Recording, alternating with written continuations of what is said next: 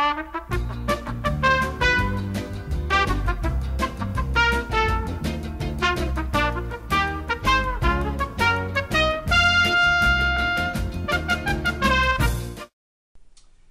people, we're back again, and today we are going to show you a pepper steak and rice. We figured we done the barbecue thing. We went to Kansas City with the barbecue. We went to Chicago with the Italian beefs. So now we're going to attack the Orientals and we're going to mess that all up. So we're going to make a pepper steak and rice today, and follow along, and we hope you'll try it and enjoy it. So what we're going to start with here is we got a nice hunk of flank steak. And what we're going to do with this here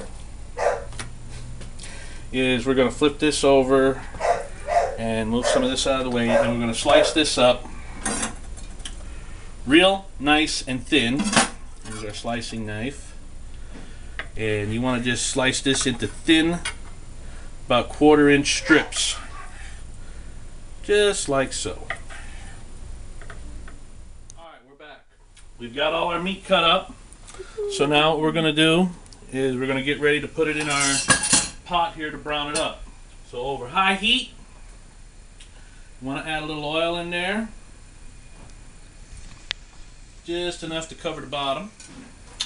So now that that's warmed up a little bit, we're going to take all this meat and we're going to put it down in here, and we're going to let that start to cook. Let that start to sizzle a little bit. We're going to add our black pepper. Put that in there. Going to add our chopped garlic. Get that all in there.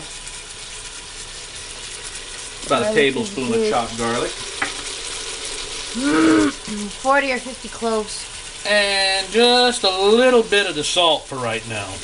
You could always add more later if you need to. You can't take it out. So we'll stir that up and get that to start browning up. Well, we got our meat browning up. We're going to get our rice going. Pretty basic. We got our water in there. We got our rice. We add all that in there.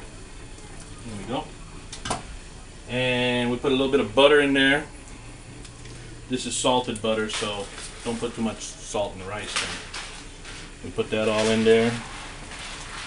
And just a tad bit of salt in there to go.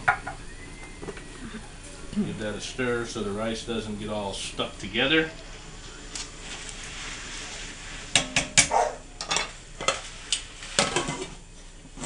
Put a lid on it and let it go. Got our meat all browned up in there. What we want to do is we're going to start adding a little bit of flavor to it. Just going to use a little packaged seasoning here for beef and broccoli. Just kind of adds a little bit of oomph to it. It's got a little ginger and stuff like that in there. You could skip this and add some plain ginger and other seasonings like that. This just makes it a lot quicker. We'll stir that in like so. And you're going to notice that the liquid that's in there is going to get a little thicker because there's a little bit of cornstarch in there. So you want to, don't add any water yet. You want to get you some teriyaki sauce. And yes, it's the cheap LaChoy teriyaki sauce, but for some reason it gives this the best flavor. And you want to put about a little over half the bottle in there.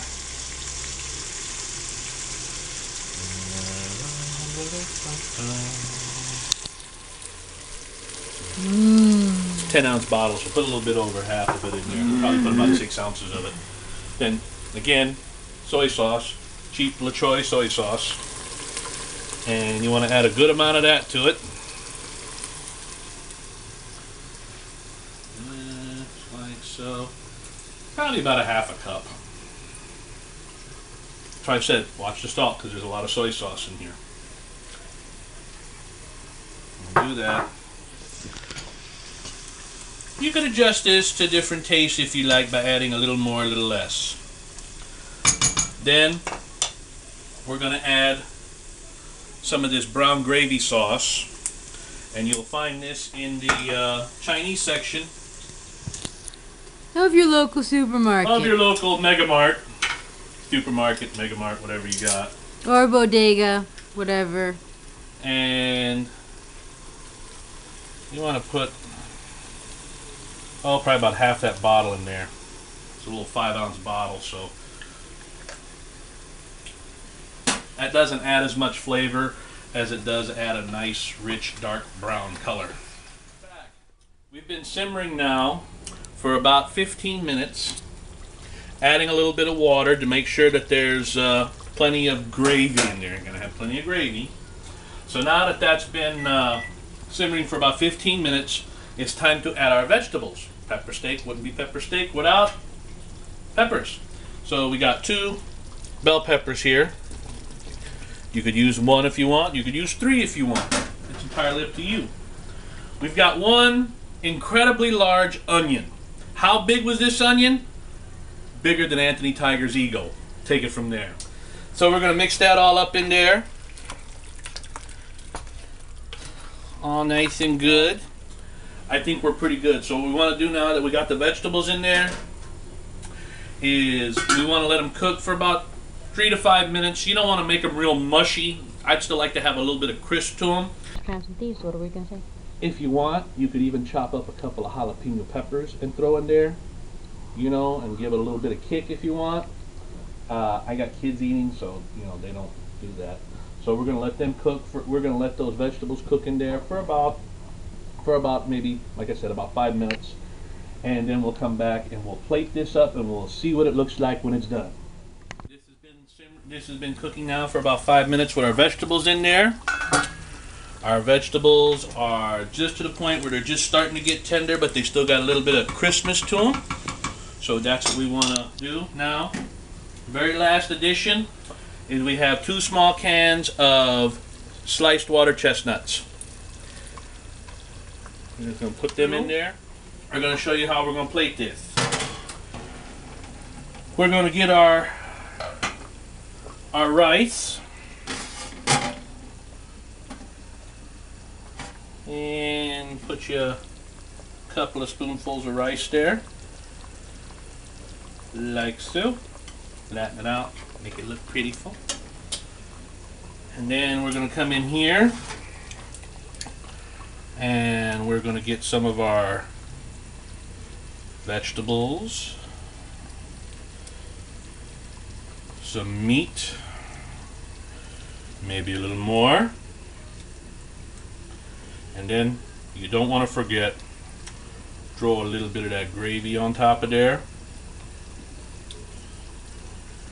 Make it nice and gravyful. And once you put it all together, this is what you got. You have yourself about 3 plates full of it, a couple of cold beers, you're all set.